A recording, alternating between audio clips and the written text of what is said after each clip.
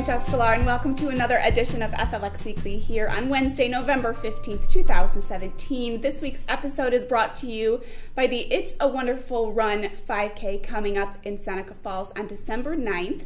Be sure to sign up today at itsawonderfulrun5k.com. It's a winter run like no other. We are live inside the FingerLakes1.com studio, and joining me is Jim Sinicropi and Josh Durso. Here we are. Good Hi. to see you, fellas. Yep, nice day today. Yep. A little bit nicer today than it's been. A little bit chilly. Yeah, I don't know how long it'll last. We're going to talk in a second here about potential winter event next week.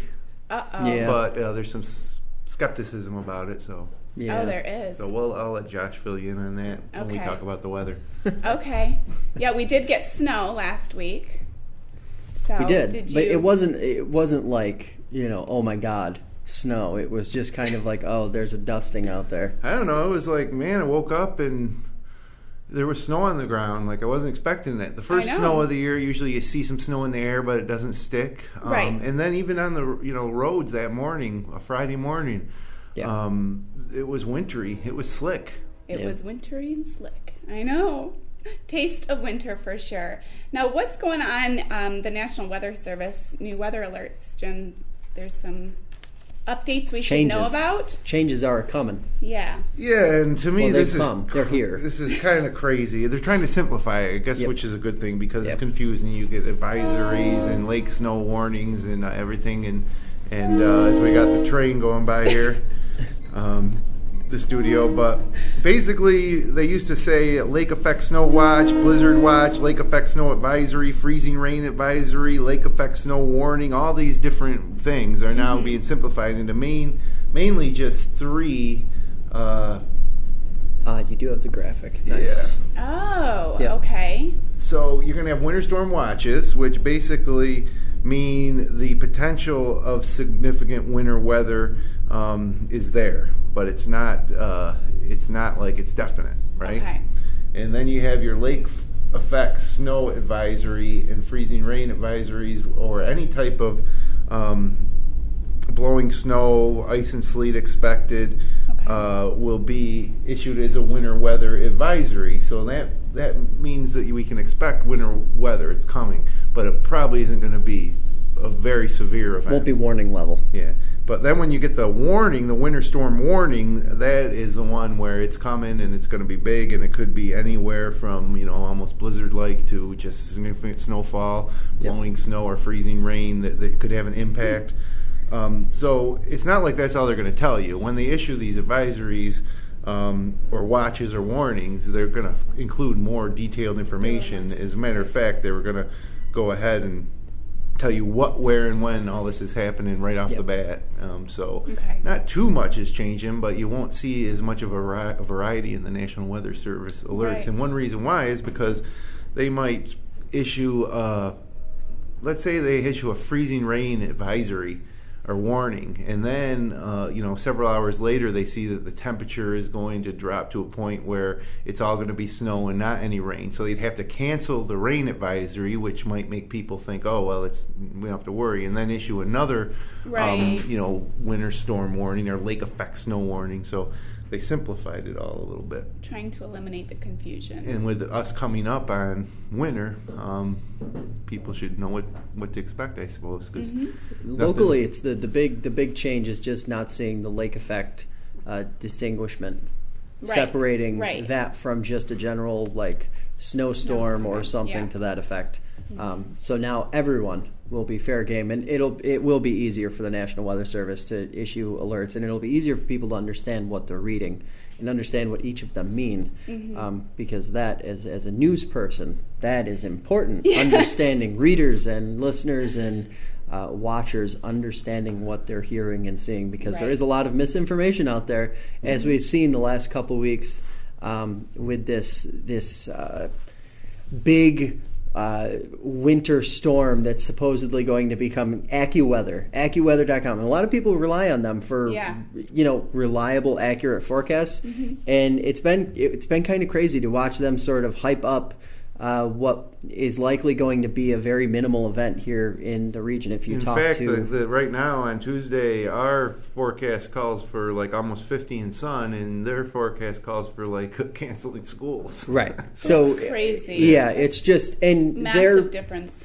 There again, I'll take this opportunity to plug the fact that on Friday, FLX weather meteorologist Drew Montrell will be in studio, and he'll be talking Great. about that. That's one of his giant pet peeves. Yeah, he's a no hype guy. He is the no Right. hype guy, and to see a giant organization like that just overhype something that may or may not even happen. Even the lake effect, they've been talking about a possible lake effect snow event this weekend, like Sunday into Monday. Again, even the most ambitious meteorologists in the area are saying, maybe an inch or 2 or 3 inches, maybe nothing you're not going to have any school cancellations unless something significant changes. The thing that makes me crazy about this National Weather Service stuff is that I looked at the timeline. Like, this is what the result of an extended survey and study, and so in 2011 they decided that they released a strategic plan to build a weather-ready nation. 2011, so 7 years ago, 7 years ago. And then in 2014-15 they gathered focus groups and hazard simplification workshops were held, over that 2-year period. Then in 2016 they issued a case study survey. And then in 2017, a winter consolidation survey. And then now, as we're nearing 2018, they came up with the big results. They're just going to change like 8 words into 3 words. Right. So After all that. yeah, but Wow. But anyways, I should probably get to this weekend's weather, right? Yes. Let's take a look. Let's not get too hyped.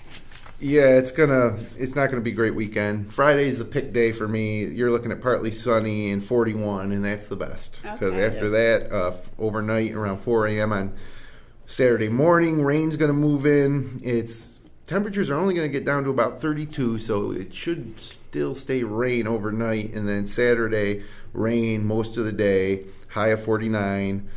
Saturday night, more rain. The winds will increase into Sunday, where we'll have a 40% chance of rain, especially in the morning, with a high of only 40. So it's not going to be a very good weekend.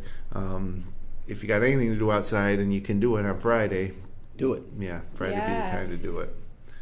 So. Brr. But temperatures well above freezing, so don't think snow this weekend. Think rain. Yeah, cloud, mud.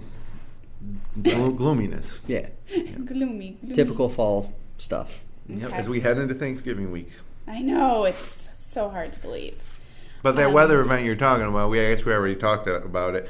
If anything changes, we'll keep you updated towards the end of the weekend. But for right now, we're not raising any red flags around Finger Lakes 1. No. Perfect. No. Okay.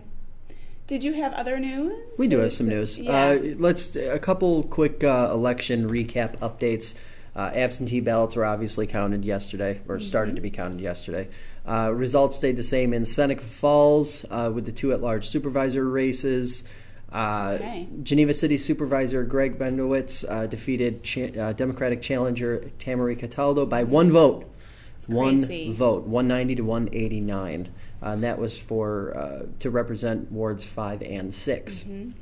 In Cuyahoga County, Tim Lattimore keeps District 13. In Chris Petrus, he will keep District 4.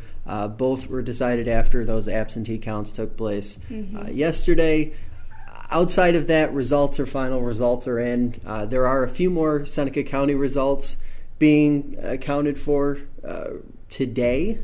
We'll have those on fingerlakes1.com. And also, we have some news on just some of the interesting topics that have popped up in the last several days. A really interesting report out of the 5 Points prison in Romulus. A lot of violence, a lot of really, really tough things have happened there in the last 30 days. And for the people working out there, it's been pretty challenging. President Trump declared a disaster in Wayne County, but snubbed Cuyahoga County and Monroe County. That was for, obviously, the Lake Ontario flooding. Right. And then, of course, a really nice update in Clifton Springs, where a $32 million medical village will be constructed alongside the hospital, so props to them. Wow. 32 And if you're into million. music, Annie in the Water was at FLX Live this past week, and one of our interns, Allie Townsend, put together a really nice story on their return. They have roots in Geneva, so So good stuff. It's on the front page right now. Yeah. So cool. Awesome. All right. Well, let's take a look at this weekend's events. First up, Scott Bradley's Postmodern Jukebox has spent the past few years amassing more than 690 million YouTube views and 2.6 million subscribers by taking current top 40 hits and reimagining them as coming from older eras of popular music. On Friday night, they'll be at the State Theater in Ithaca. Doors open at 7 p.m. Shows start at 8. Get tickets online at stateofithaca.org. Yeah, those we've all seen those, right? You all seen those? You probably have. Yeah. You might not remember them, but they're they got the big band style or 50s, 40s, and 50s style music where they play like the modern music. They got a stand-up bass guy usually.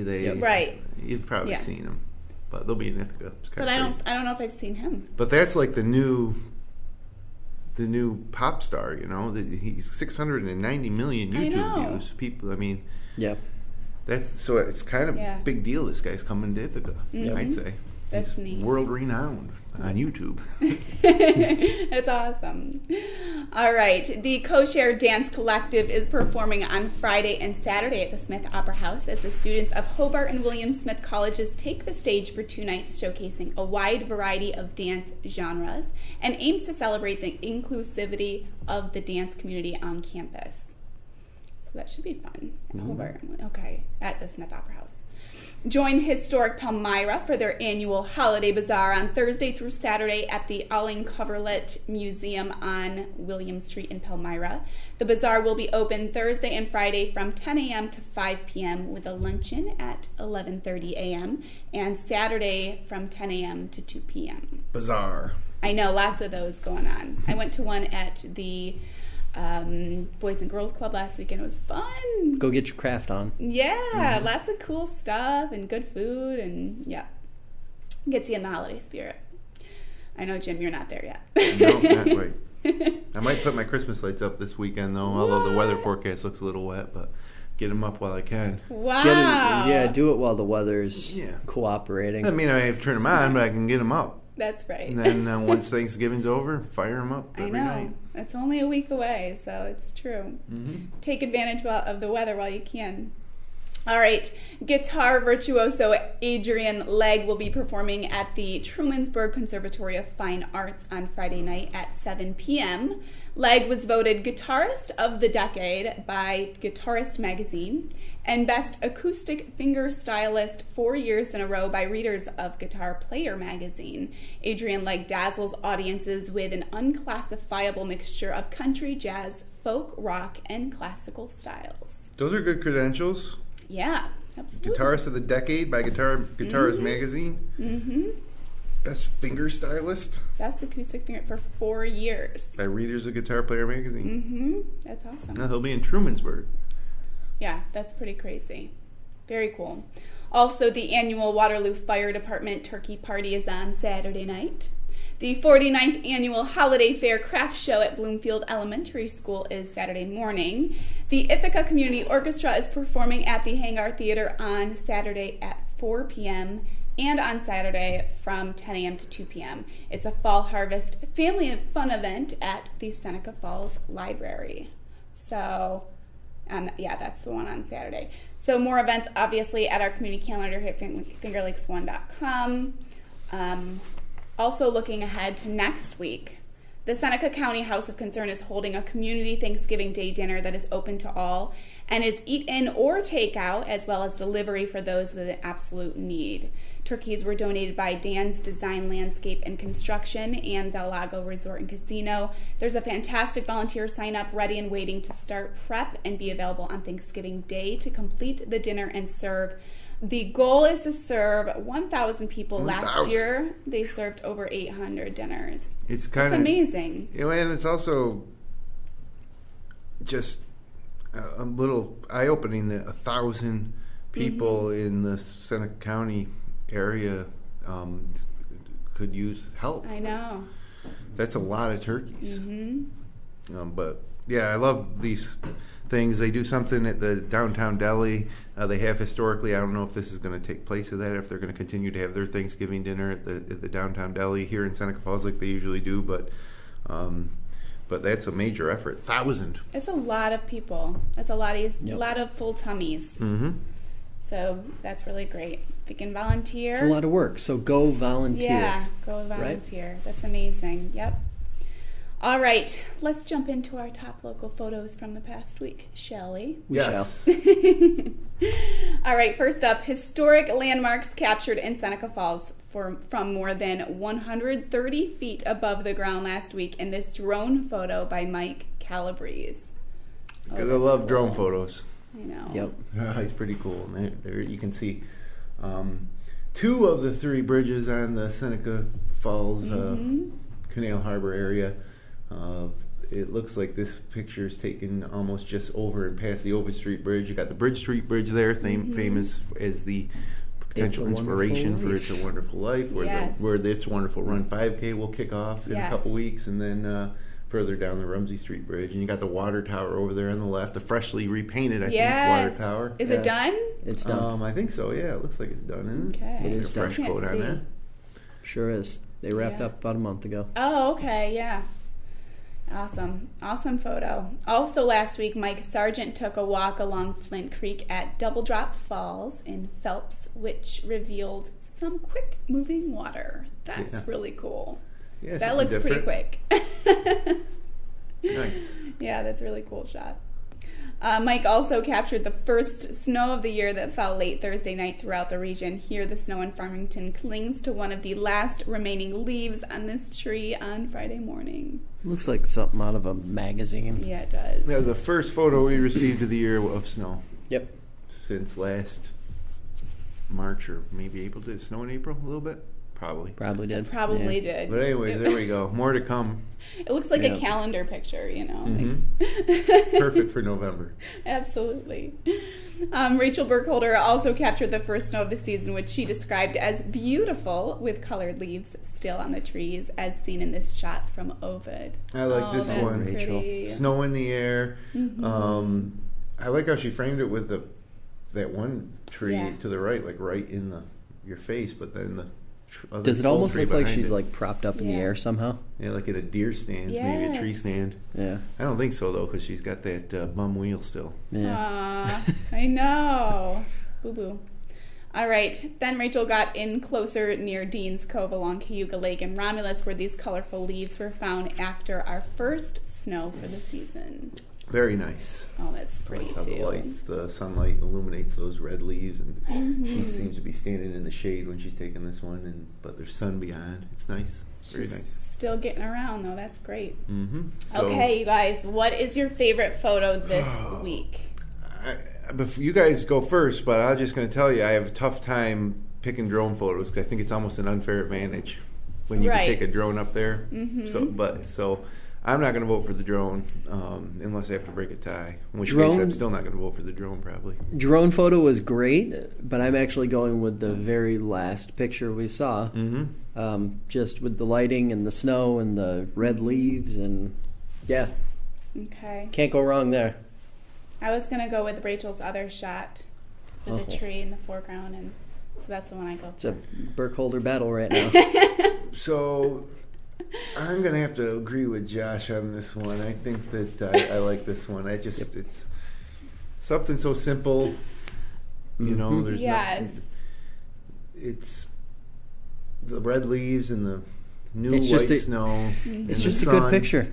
It is. Period. It is. Yeah. It's a beautiful picture. So congrats, Rachel, on that one. Nice photo. They were all 5 of those were actually photo of the week worthy this week. They Easily. were, and they were so fitting for this time of year and the weather we've been experiencing. So pretty. So you can send us some photos. Yes. Especially this time of year, it starts to thin out a bit. You get your camera out there, send them in. Yeah, keep getting out there to take pictures. You can send an email to contact@fingerlakes1.com. Or what is the other one? Is that right, Josh? Yeah, that's right. Or they can put them on Twitter to our direction. Okay. Yep. Perfect. Alrighty, let's jump into sports, Jim. What is going on right now in sports? Okay, well,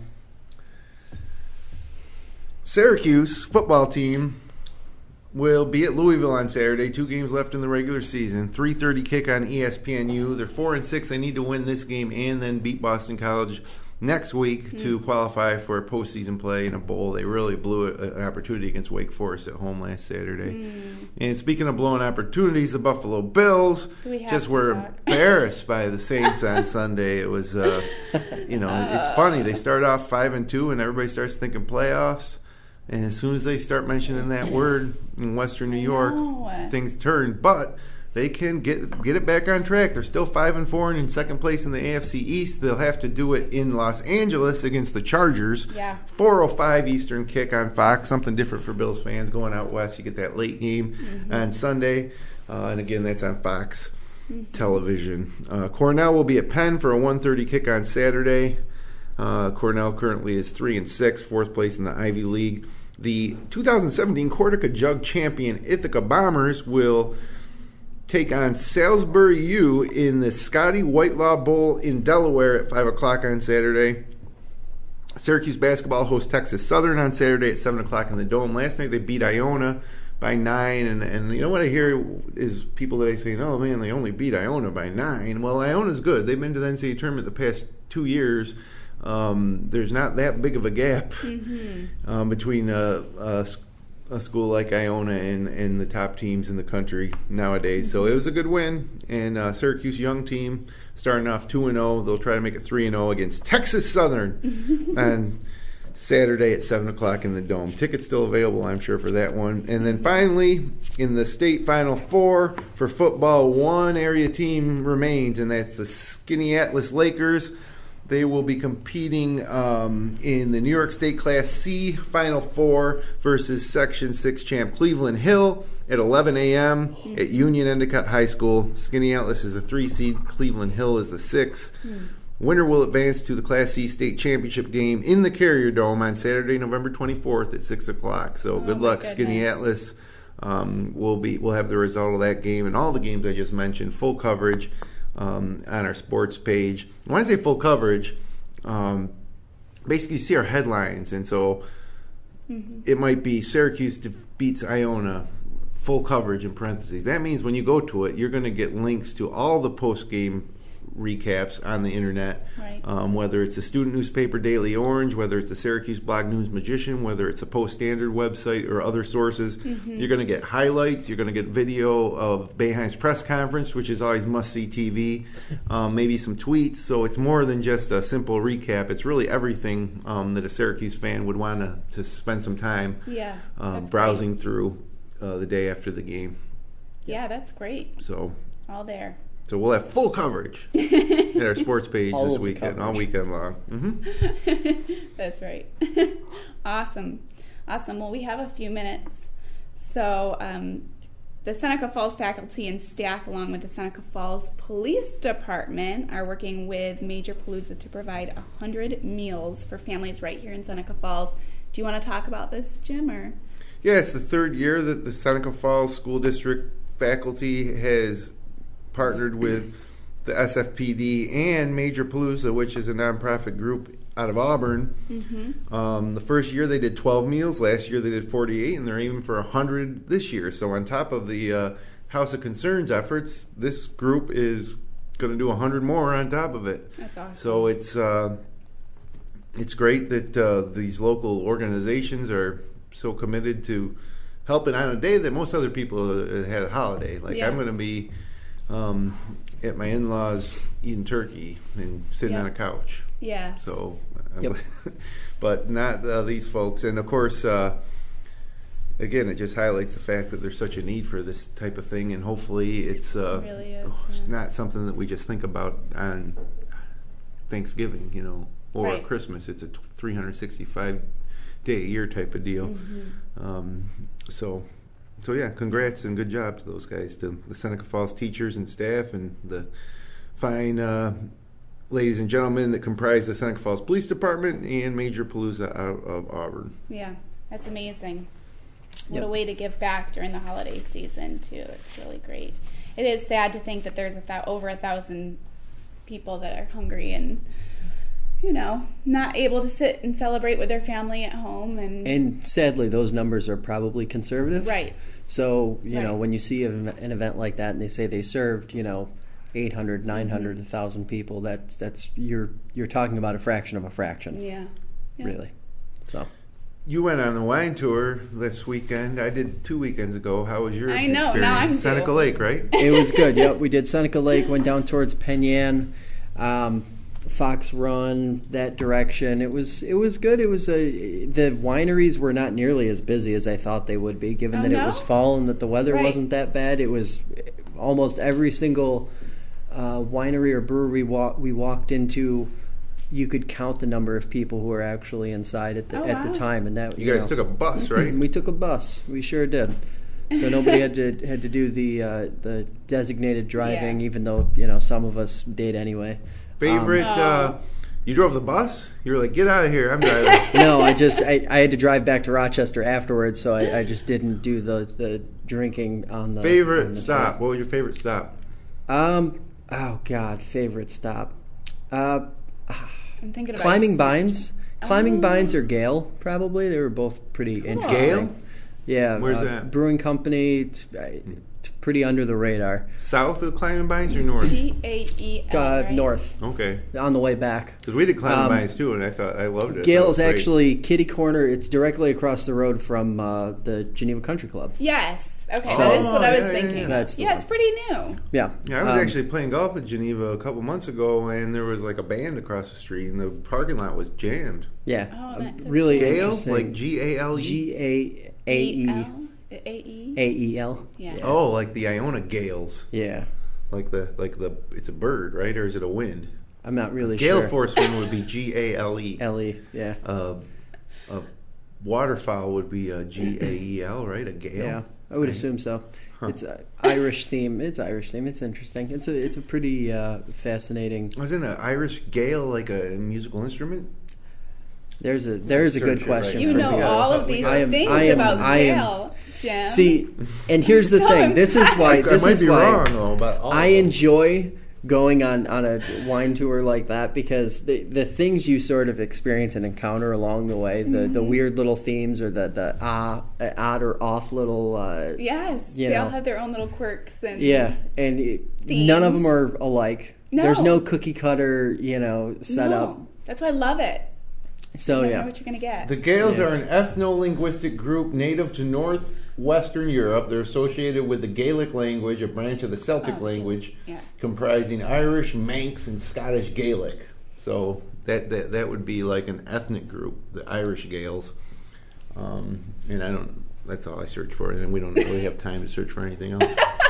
What are you doing this weekend, Jessica? Anything? I'm going to be hopefully on a beach with my toes. Oh, that's right. You're going to the sand. Bahamas, but you're not going to miss a show. You'll be back.